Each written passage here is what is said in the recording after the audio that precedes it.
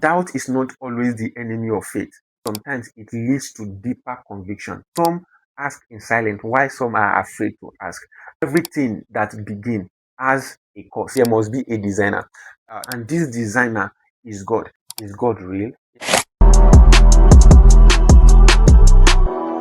Hello, everyone. Welcome to the Revived Discipleship class, class 103. The topic for today is God real? Yeah, question about the existence of God. You see, many believers at some point have asked this question about the existence of God. Some ask in silence, while some are afraid to ask. And they ask this question especially when they are going through pain or suffering, or maybe because of an unanswered question or an unanswered prayer.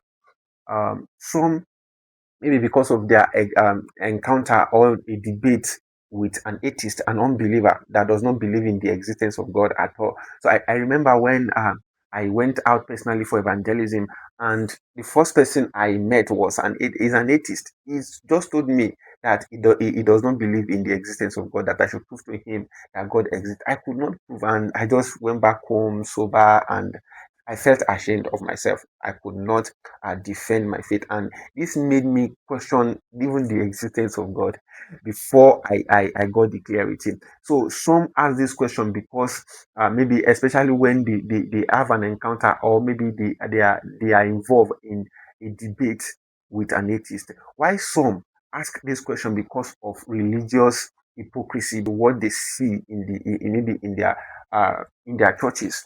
Some maybe because like their pastor, you see pastors today doing what is contrary to what they preach.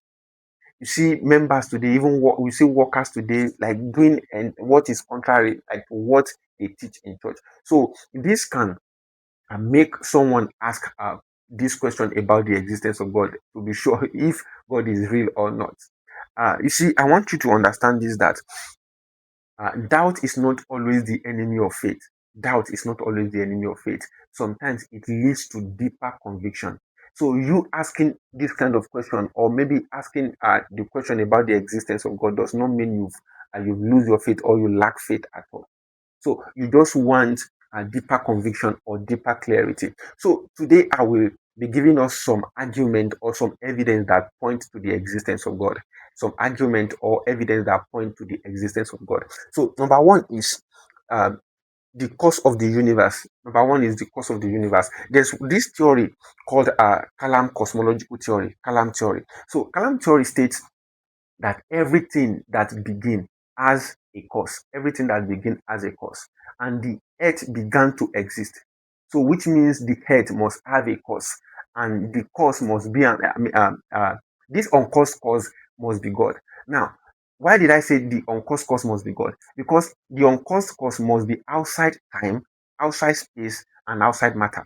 This uncaused cause can only be God. That that caused the earth to exist. So this uncaused cause must be God, and the Bible proves to us that this uncaused cause is God. In the book of Genesis, chapter 1, verse 1, it says, "In the beginning, God created heaven and earth." So the uncaused cause is God. Then the second argument, or the second evidence that point to the existence of God, is the design of creation, the way creation was designed, the way man was designed, the way animals were designed, the way plants and every other thing were designed, even the distance between the earth and between the sun and the earth. So it shows that there must be a designer. Take for instance your phone.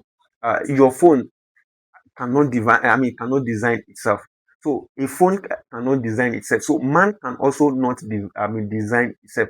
And uh, man also cannot just happen like casually. The creation cannot just happen casually. There must be a designer, and this designer is God. Take for instance your DNA. Your DNA carries a letter that cannot just assemble or cannot just arrange itself casually. So it means there was a design that designed everything. Your DNA that designed your brain, that designed everything. The way you see, that design the way you hear, your ear, your sense of hearing. So and every other thing like that. So there must be a designer. Then, and this designer must be what? Must be who? Must be God. It can only be God. Number three, the third evidence that proves to the existence of God is your conscience. Your conscience. In other words, moral argument, the knowledge of right and wrong, the knowledge of good or bad. Murder is a sin in everywhere in the world. Murder is a universal crime, is a universal sin. Justice is what everyone embrace. Universally, we all embrace justice, good, love. These are universal language. The knowledge of right or wrong, the knowledge of good or bad. So, if there is moral law, then there must be a moral lawgiver, and this moral lawgiver can only be God. This moral lawgiver can only be God. We didn't get this moral law by ourselves. No, no man got this moral law by him or herself. By themselves. So there must be a moral lawgiver. There must be a moral lawgiver. History also prove the existence of God. Historically, we all like every nation of the world also like points to the existence of a divine being, of a supreme being, that is God. So historically, every man points to the existence of a divine being, the existence of God. And again, scripture also proves to us that God exists. I want you to also understand this, that evidence is not enough. Evidence is not enough. We have some people that even they've seen the evidence, they've seen proofs uh, of the existence of God, and they still decide not to believe.